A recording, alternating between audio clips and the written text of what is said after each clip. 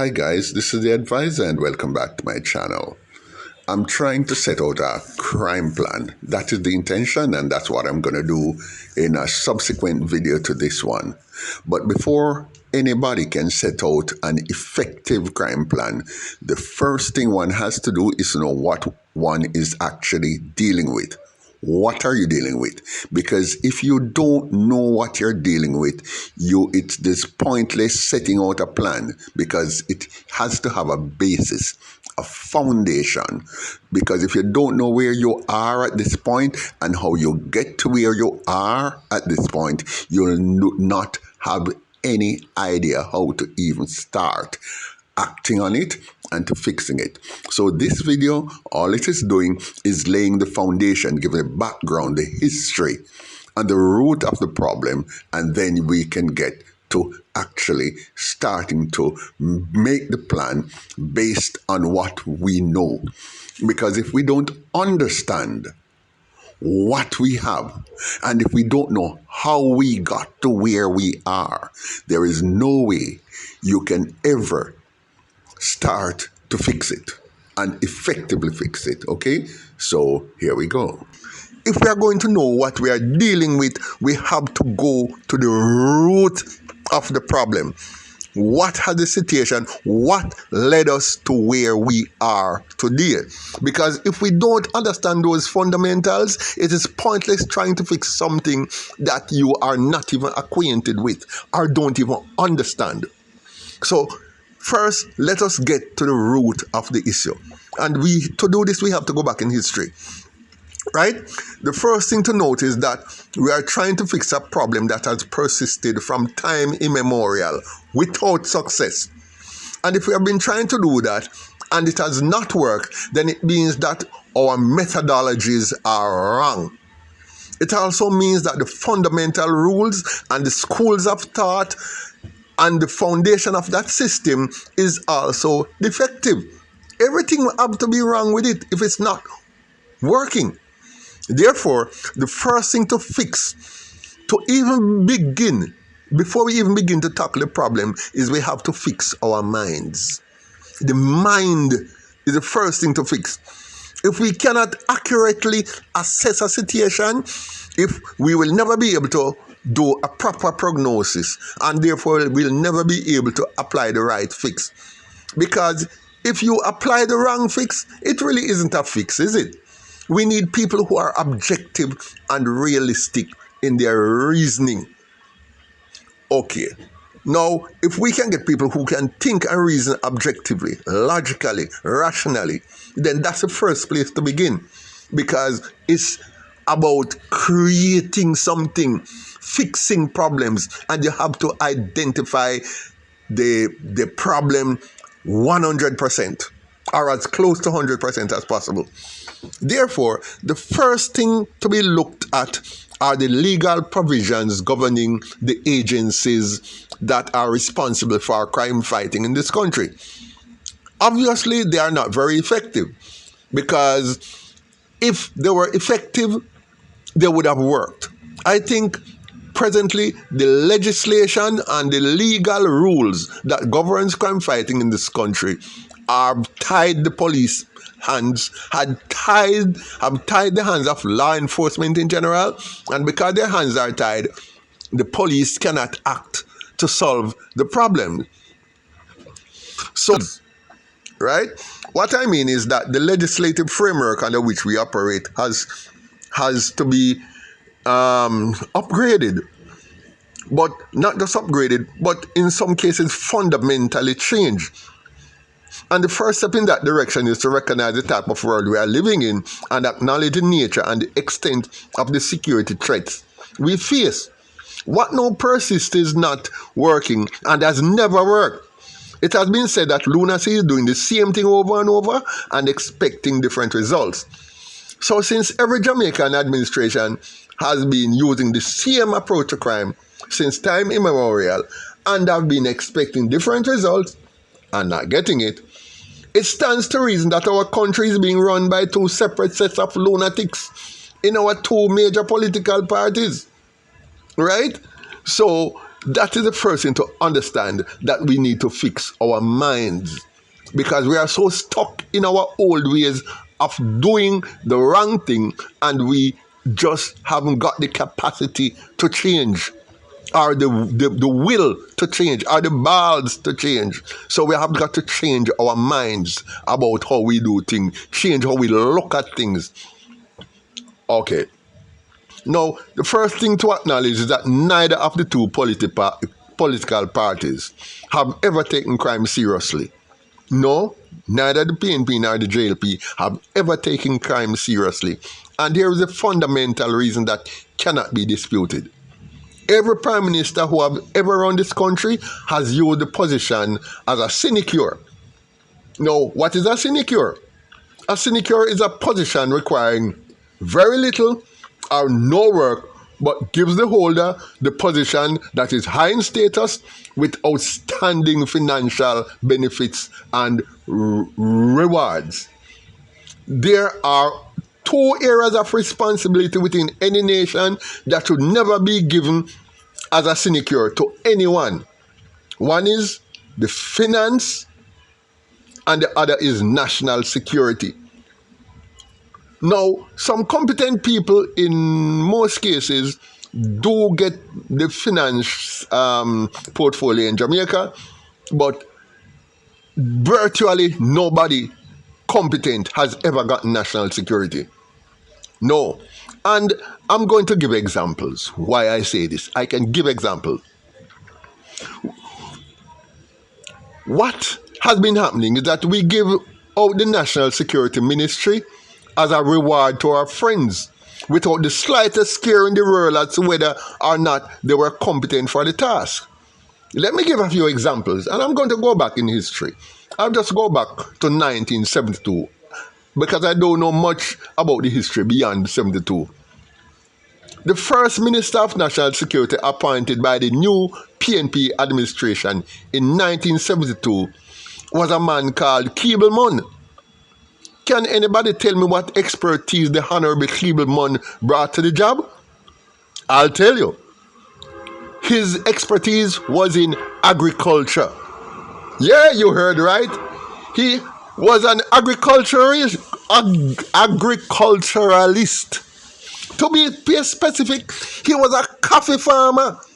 The leader of a country entrusted his nation's security to a coffee farmer.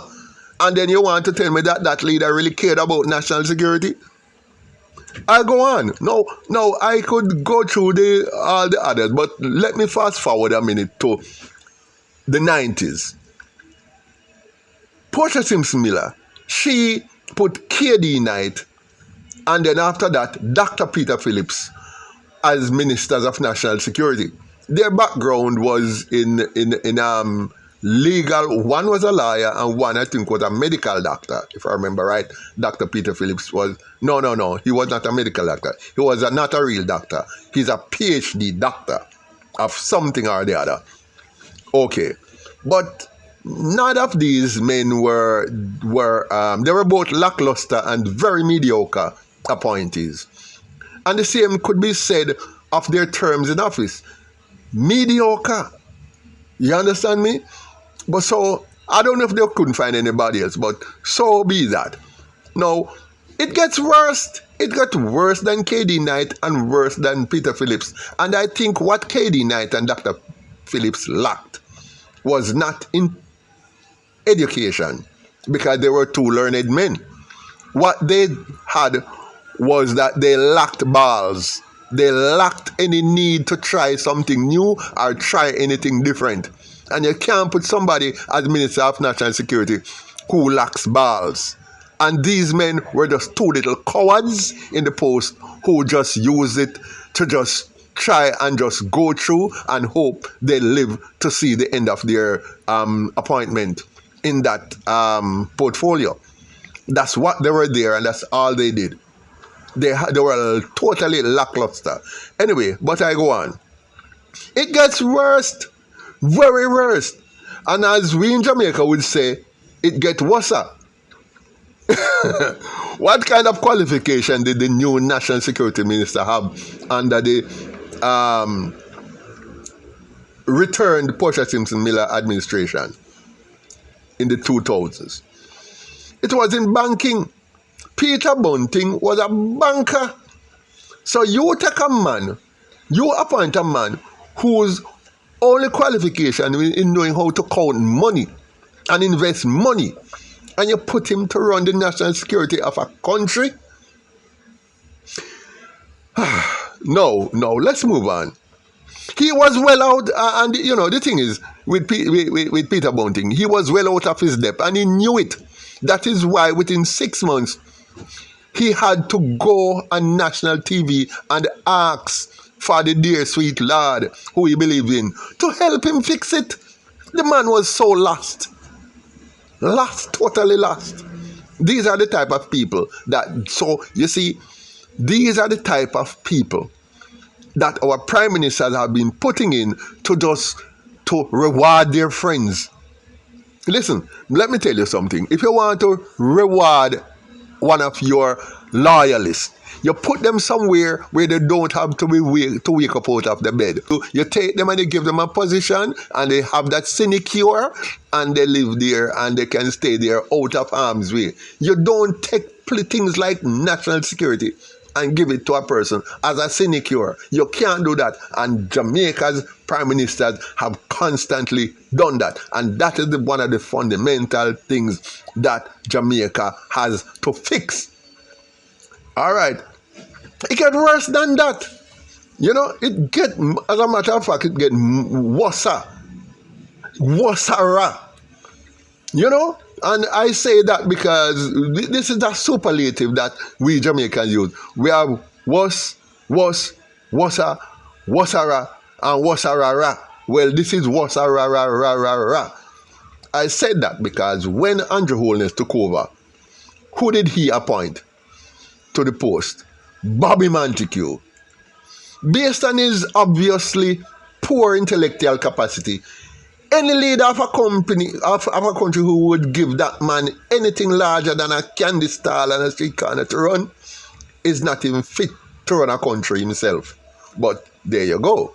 He appointed one of the most non-intellect human beings toward this earth. Yes, there you go. I said it. Then can beat me. It's a fact. Put him against me any day and check our intellectual capacities and ask us anything on the face of this earth, and he couldn't last against me 5 seconds. But let's go on. What did he do after that? It got worse when he appointed what? Horace Chang. What can I say about him? There is nothing to say about him in terms of national security in this country because he's simply a non-entity. Horace Chang just exists as a name. That's it. So you can see that this administration and past administrations have never taken national security seriously, serious enough to put a serious man, a man with balls, a man with creativity, a man with objective reason, and a man with a sense of purpose is what we need, and that's what we have never gotten. But at the same time, I am going to say that this is a little bit of history, and I'm kind of straying from the point here, but let me say this. There is one national security minister that I think was suitable for the job, notwithstanding that he had very little effect on the safety of our citizens during his time. But I can see where he tried. That man is Dudley Thompson. I don't know if it's buck up why Manley put him there, but if I were a prime minister tomorrow morning, I would put a man of Dudley Thompson's caliber in that position. You know, and here is why. Look at his background. He was a flight lieutenant in the Royal Air Force. He went up into the air and he shot down German planes and he bombed Germany, killing a lot of people. Yes, he's a killer. That is what we want. Murderers in there. Hold on. You see, remember, you know, when God was trying to lead his people, according to the Bible, when God was trying to lead his people out of Israel, out of Egypt, who did he choose?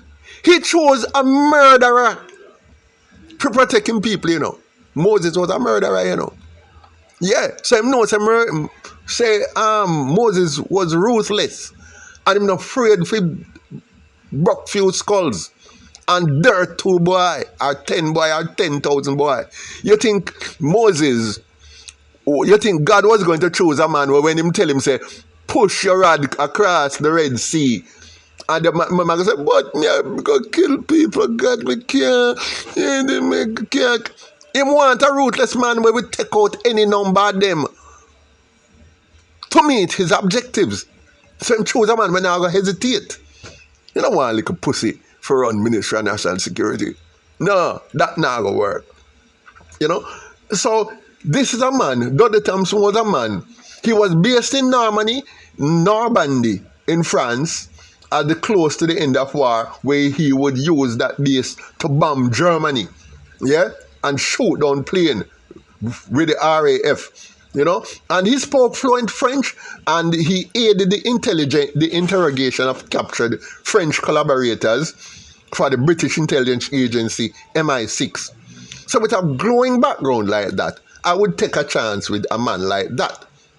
Not take a chance with these little dipsticks and give them National Security Ministry as a sinecure. You just don't do that. Okay, I move on. Just dealing with the groundwork, the fundamental things that would need to change before we start fighting crime. I said all that to say this. The first fundamental change that needs to take place is inside the minds of our Prime Minister. They need to come to the realization that the national security portfolio is not to be given as a reward to anyone, no matter how loyal that person is to him or her. Now let's move on. Another change that needs to take place also in our minds is to acknowledge the fact that we are not living in ordinary times. The crimes we are facing are not ordinary. The murders being committed these days are extraordinarily brazen and brutal. Most of these killings are done by bullets to the head. And I mean upwards of 6 bullets to the head or more. The most brutal scenes one can come upon is a skull cracked open like watermelon. And I'm going to give you some examples, you know. And I'm going to verbalize it. A head cracked open, the human skull cracked open. Eyes bulged out. Sometimes the eyes pulp out of the socket, hanging by the optical nerve. Jawbone blown off the hinge and turned to one side, laying down beside your ears. You know, brain matter splashed over chairs, over tables, over walls, over floor, and over other people who are standing nearby. This is not done by these guys simply because they want to kill someone. The people who does that is making a profound statement. They are sending messages to their community, to their enemies, to their rivals, to their admirers, and to the government that look, we are by far the most brutal and hardest mockers alive. We do not try to cross us in any way at all, or else. So imagine you are sitting in a bar and they come for somebody and they put an M16 to his skull and blow it out with one bullet. Because you see, if they don't use an M16, they normally give you at least 6 to 8 shots in the head if they're using a 9mm or a 40 caliber. Because what they want is the effect. Not just to kill you, but to have some effect. They want gray matter, brain matter to be splashed over people. Imagine when you do that. You're sending a message that, listen, me bad, me brutal, me ruthless. In other words, they are striking terror. Terror. How can anybody get over seeing somebody's brain splashing on the bosom that they have to come so and wipe it off with their hands off the chest or off the face? A lot of that goes on in Jamaica, and I have the photos. I will not post them, but if somebody want me to inbox them, I can inbox them. You are simply put to kneel down or what, and they blow your brain out, literally. Empty skull, empty socket. Your head cannot be put together even by the greatest, most talented mortician alive. You have to have closed casket. Now, this is what these guys do, and therefore these cockroaches do, and therefore that is called terrorism. Now, if we are living in a situation where terrorists are taking over, why are we seeing them as normal people and trying to treat them with normal laws? Why haven't we identified them as terrorists that they are and built special laws and special agencies to handle terrorism? Terrorists strike terror into the heart of a society. The Jamaican government has lost the plot because they have not yet come to the realization of what is really happening around them. They are too retarded to grasp the significance of these brazen acts of brutality. They don't yet see it. You see, in life, the only logical approach to tackling a problem is to first identify what it is that you are facing. So far, I repeat, the authorities, including the current comatose Minister of National Security, has not the slightest grasp of what is really unfolding around him. And the Prime Minister who appoints him has not grasped it either. He hasn't got a clue. So how can we begin to fix the situation when the Prime Minister doesn't even know what he's actually facing? Where are the critical thinkers? Where are the critical thinkers? What sort of advisors they have around them? I say, the very first order of the day is to have a Minister of National Security who can grasp reality.